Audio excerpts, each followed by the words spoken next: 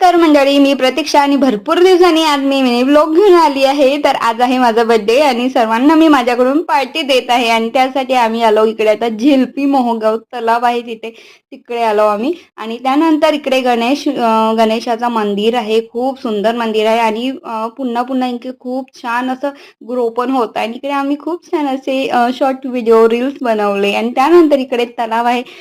तेवढं यावर्षी तर पाणी नाहीये, त्यामुळे तलावाला तेवढं पाणी जमा काही झालेलं नाहीये. त्यानंतर आली शेवटी पोटाची भूक भागवण्याची वेळ.